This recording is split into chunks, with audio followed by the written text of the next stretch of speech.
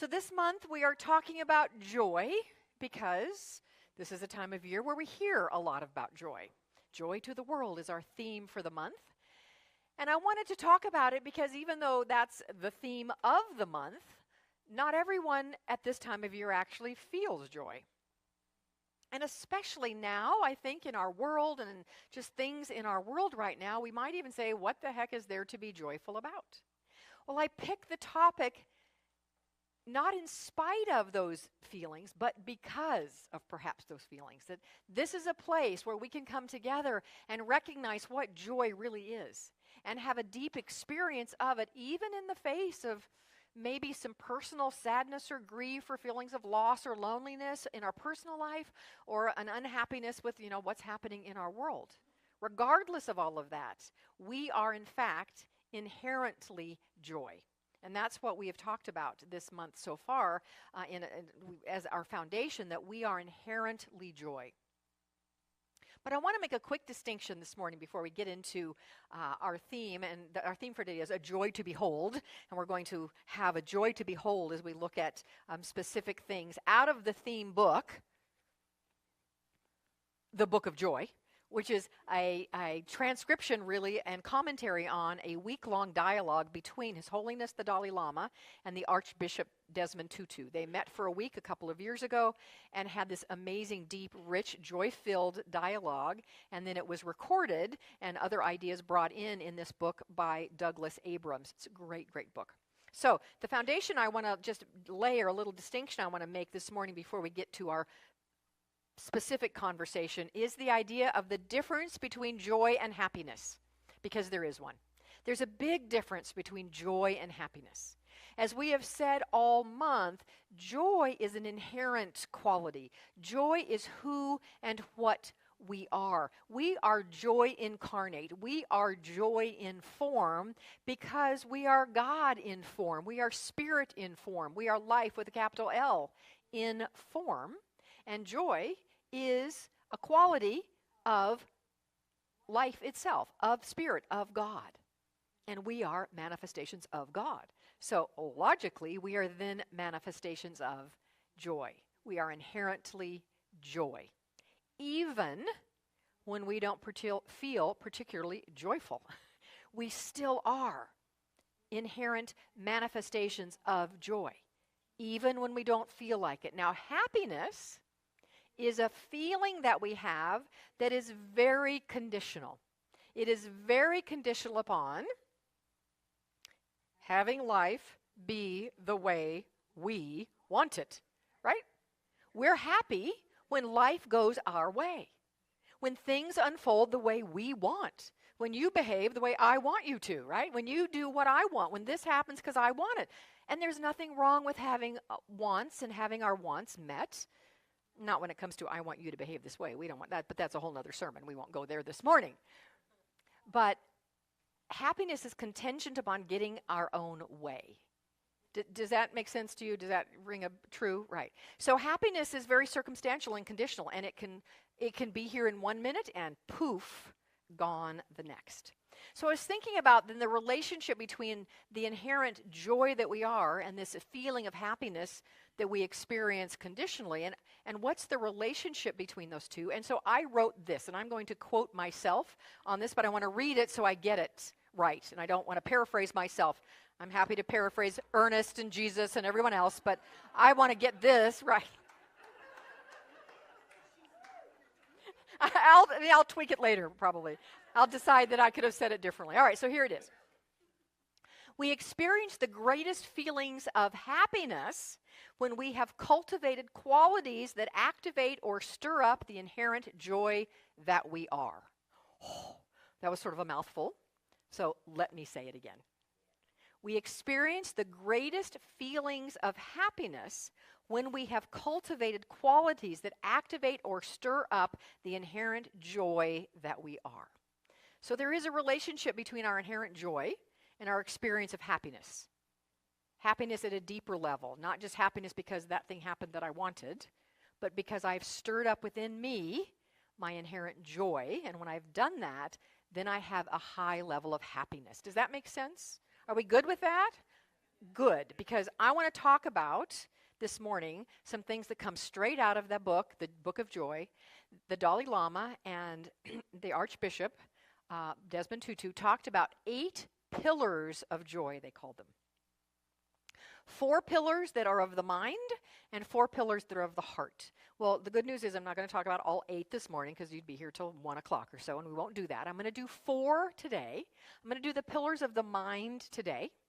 And then next week is going to unfold differently. I'll talk about that later. And the following Sunday, the 31st, I'll talk about the 4 pillars of the heart. Okay?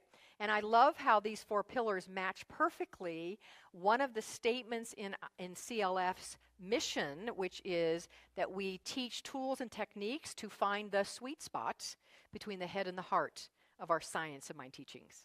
So I think these pillars absolutely help us find that sweet spot. So today, our joy to behold will be when we can live on, stand on these 4 pillars of the mind. And let's jump right into what those 4 pillars are. So the first one is, and I always like to give a caveat, 2 caveats. A, you probably have heard all of these before. You're going to go, oh yeah, I know that. Know that is one thing, live it is another. So the second caveat or question really is, how you doing with this? And is there something in your life up right now that if you lived from that pillar, you would stir up that joy within you and then therefore have a greater level of happiness? So always be thinking of that as I share the 4 pillars. So the first one is to have a wider perspective on life. To have a wider perspective on life. The Dalai Lama says, for every event in life, there are many different angles from which to look at it. When you look at the same event from a wider perspective, your sense of worry and anxiety reduces, and you simply have greater joy. I want to give you 4 very quick examples, all of which come out of the book. All of my examples this morning actually are in this great little book. So 4 examples that come out of the book. One of them is the Dalai Lama's life itself. As you may know, for 50 years, over 50 years ago, the Dalai Lama and his community were exiled from their country. They had to leave under cloak of night in disguise so that they would not be found and executed. So they fled their homeland, and they still are not in their homeland. They have made a home elsewhere, not in Tibet, which is where their homeland and where the palace where the Dalai Lama is supposed to live exists. He's not there. Now, people can look at that. It can be looked at as a travesty, as a tragedy, as a horrible, horrible thing, that for 50 years he hasn't had a home. He hasn't had a country. That is not how he looks at it. He says that if he were still sitting in his palace in the Forbidden Kingdom, he would be sitting in his story, as the book describes it, as he's telling this. He said, if I were there, I would be sitting basically on a throne, being the Holy One, the Dalai Lama. And he sat up very straight, and he got all puffed up. And he said, and I would just sit there. I would not have had all the experiences. I wouldn't have met all the amazing people that I've met. I wouldn't have had all the opportunities to study and learn with other people. I wouldn't have met scientists and deep thinkers if I had been sitting for 50 years on my throne in the palace. That wouldn't have happened. And he actually said, I am glad, I prefer that I got exiled. And I've been in exile for 50 years because it gave me a chance to have all of these amazing experiences. Here are his words exactly, not tweaked or paraphrased. Therefore, if you look from one angle, you feel, oh, how bad, how sad. But if you look from another angle at the same tragedy, the same event, you see that it gives me new opportunities. So it's so wonderful. That's the main reason I'm not sad or morose. There's a Tibetan saying, wherever you have friends, that's your country.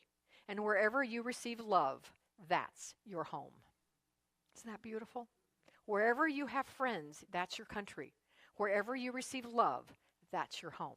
And I say that's a wider perspective that activates, stirs up the innate joy that is in us. The second example also comes from the book. a story, an experience that Dr. Eva Eger, E-G-E-R, had. And I had never heard of her before, so I Googled her. I always like to know who I'm talking about.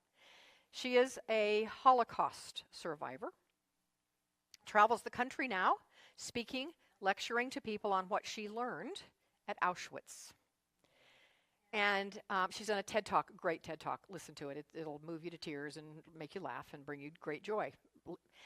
Underneath the YouTube video of her TED Talk, there's a little couple words about her, and the words say, and if this isn't a definition of a wider perspective, they say, some say that she lost everything in Auschwitz, but to her, she gained an understanding and compassion for others that have given her a beautiful life.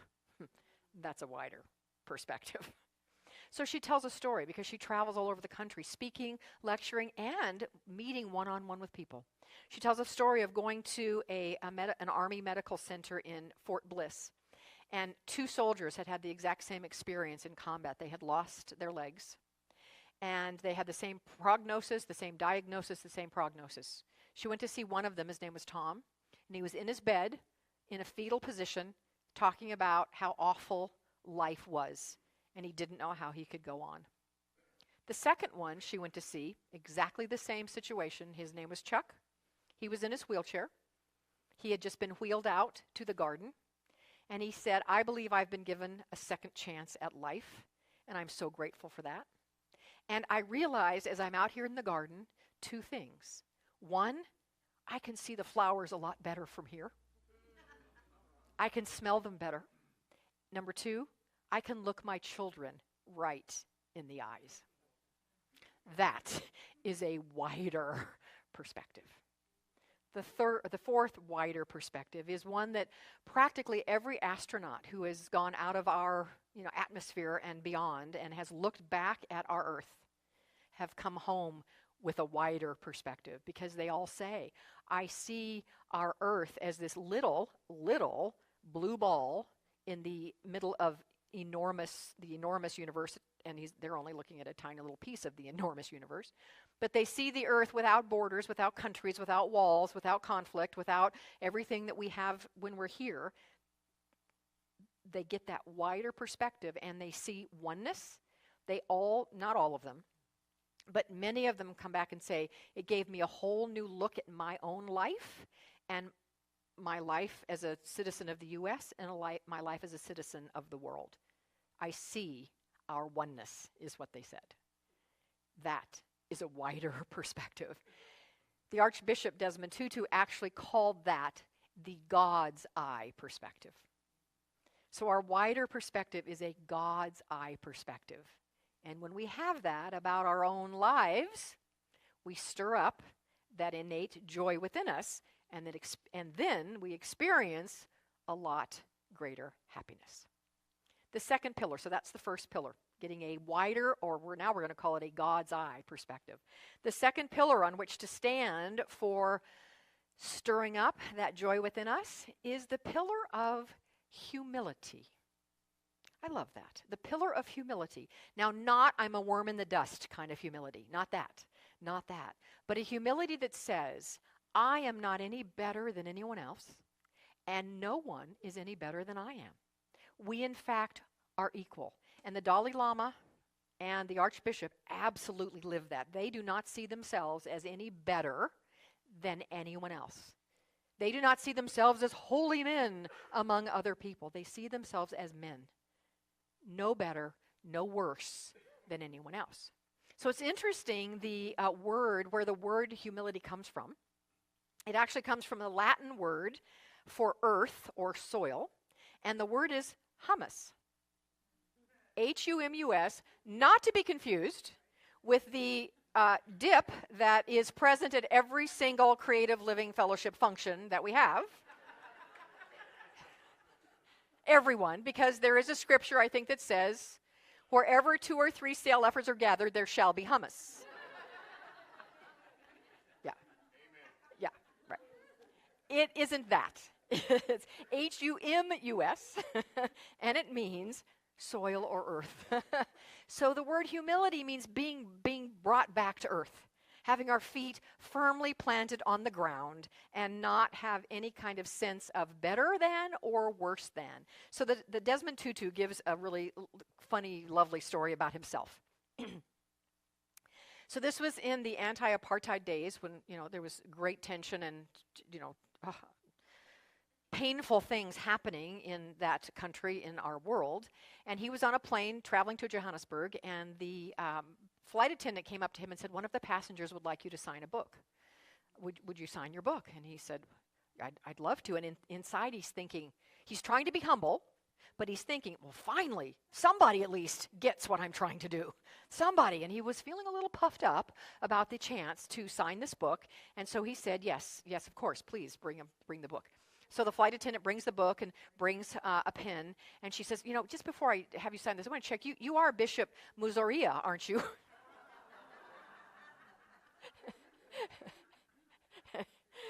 And his bubble was burst a bit, and he was humbled when he had to say, no, actually, I'm not. That is not my book. He loves to tell the story of 3 bishops, very high and holy men, who were standing in front of the altar and pounding their chests before God, saying, before God, I am nothing. Before God, I am nothing. So these 3 bishops were, before God, I am nothing. And one of the lowly acolytes saw what they were doing, and he walked up. And he now stands at the altar and says, before God, I am nothing. Before God, I am nothing. And one of the bishops looks at another one, digs at him, and says, now look who thinks he's nothing. Help. Thank you. Laugh at that hard. Laugh hard, because clearly I need help with that one. I stumbled over it in first service too. Clearly I was not supposed to tell that joke. I love it.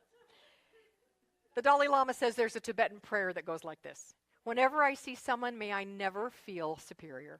From the depth of my heart, may I be able to appreciate the other person in front of me. Isn't that beautiful? So that's the second pillar of living a life of joy, humility. The third one, I was hoping I would warm you up for this one, and I did, and that is to engage in humor, even if we're laughing at our foibles, right? Actually, it's very important to laugh at our foibles. I love this Yiddish proverb that says, what soap is to the body, laughter is to the soul. Isn't that great? What soap is to the body, laughter is to the soul.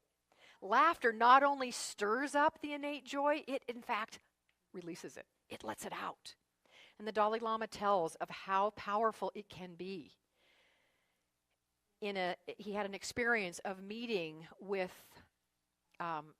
perpetrators and victims after the Troubles in Northern Ireland, which was 3 decades of fighting between the Protestants and the Catholics. Thousands of people died because the Protestants and the Catholics are fighting over religion.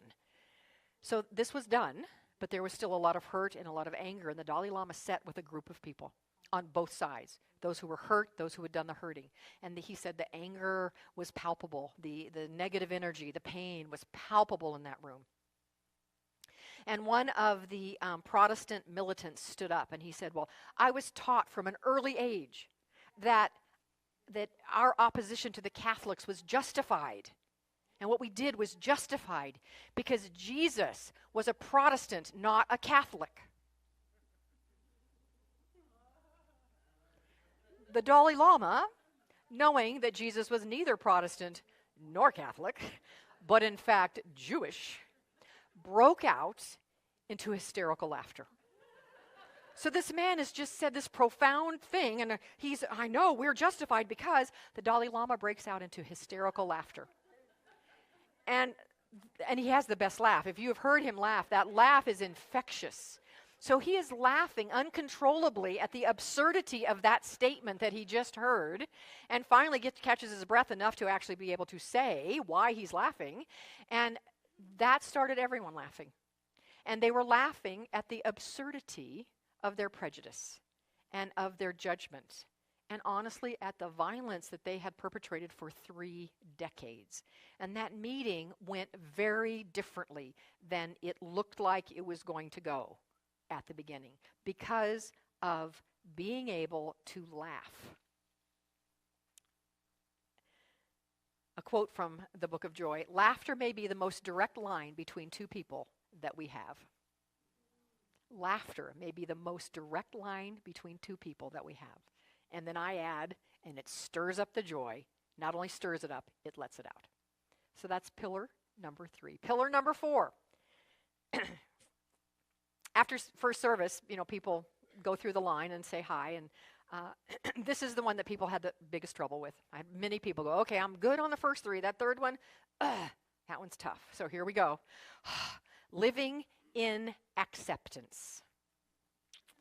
Acceptance of the what is. Even the what is that we don't like, right? Which we're not happy about. Living in acceptance of the what is stirs up our innate joy. Acceptance, according to the Book of Joy, allows us to move to the fullness of joy. It allows us to engage with life on its own terms rather than rail against the fact that life is not as we wish it would be. It allows us not to struggle against the day-to-day current.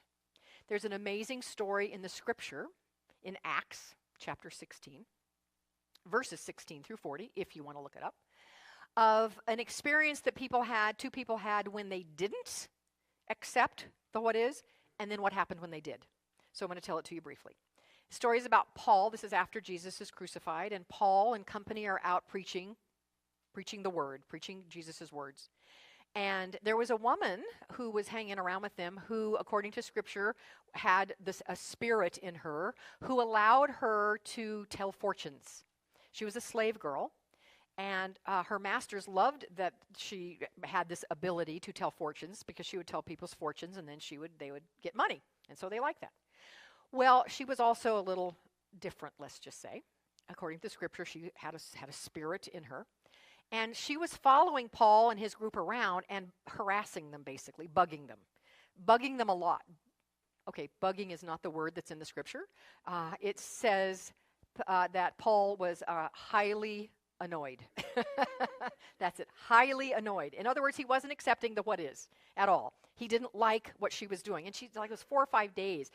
She's following them wherever they go and like kind of on them. Same thing over and over, saying the same thing over. Finally, he got so fed up with it. He got angry. It wasn't like he wanted. And so he commanded that spirit out of her body. And guess what? It left. So Paul's now happy, but her masters are not happy because now she can't tell fortunes anymore. And now she's not going to make them any money. So they get some trumped up charges, get Paul and Silas arrested. They get convicted. They're beaten.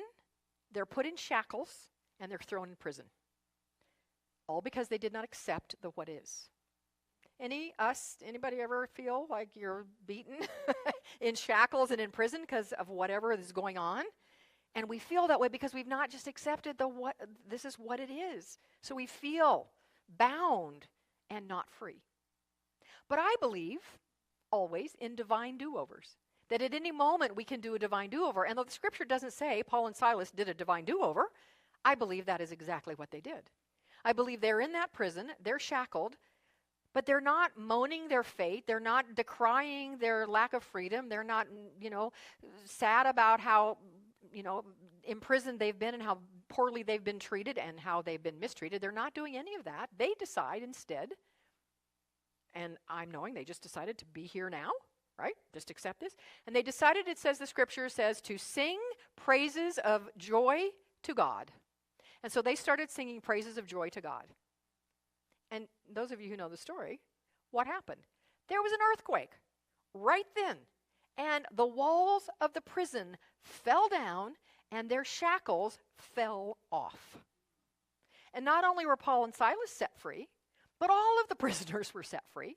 And the scripture says that the guards, having witnessed that miracle, were also set free in their hearts. They in that divine do-over, then accepted what was, stirred up their innate joy through song, and that became, and this takes us like full circle to my definition and relationship between happiness and joy. They stirred up the joy within them, and they caused an event to happen that brought them happiness. Joy is causative. When we live from joy, we cause events that make us happy to occur. Teilhard de Chardin once said that joy is the infallible sign of the presence of God. Joy is the infallible sign of the presence of God. So how present is God in your life? Are you living from joy? If not as much as you would like, or you know you could, then these are powerful, powerful pillars. So as you move this week into the final week before Christmas, and as Hanukkah unfolds, I acknowledge Hanukkah for our friends who celebrate the Jewish traditions, but as you move into this week, I really invite you to think about these 4 pillars and how and where are you with them. Are you gaining whatever might be going on with a wider perspective, a God's eye view? Are you living in humility, meaning not thinking you're better or worse than anyone else? How many times are you laughing? There is actually a study that says for optimum health, mental and spiritual and physical health, we must laugh 12 times a day. 12. 12. Are you laughing 12 times a day? Yeah, good. Good. I'm glad. I only heard a few of you say that, though. So the rest of you, your mission this week is to laugh 12 times. Count them 12 times a day. And finally, live in acceptance of the what is. These are the pillars you can stand on, and when you do, you will stir up the joy within you, and then the infallible sign of the presence of God will be upon you. So let's close our eyes and anchor these ideas in prayer.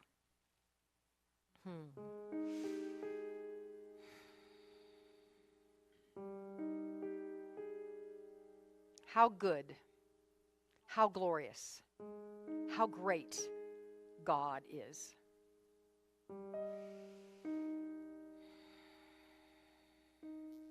How powerful, how loving, how creative Spirit is. How joy-filled, how perfect, how whole life is. Infinitely so. Infinite joy, infinite power, infinite creativity, infinite love, infinite goodness, infinite glory is what the presence and power of God is. And that presence and power is my presence and power. And it is the presence and power of every one of us here this morning. And of course, everyone not here this morning.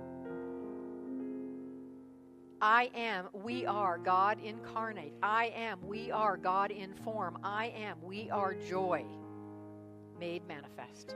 And so I speak my word for us here and now, and know and accept for each of us in our lives, particularly as we go forth this week into whatever the busyness or the hurriedness or the to-do list might look like, that these 4 pillars of joy become touchstones for us, and that we truly do live from and as and through each of them.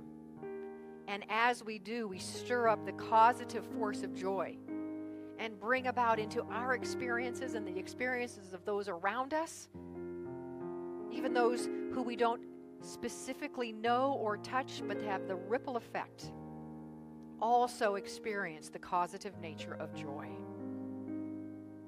And truly it is a joy to behold. And truly we can say it is a joy to the world. I am so grateful for this. So grateful for the immediate and perfect and beautiful outcome and answer and manifestation of this prayer, of the law that has been activated, that has said yes.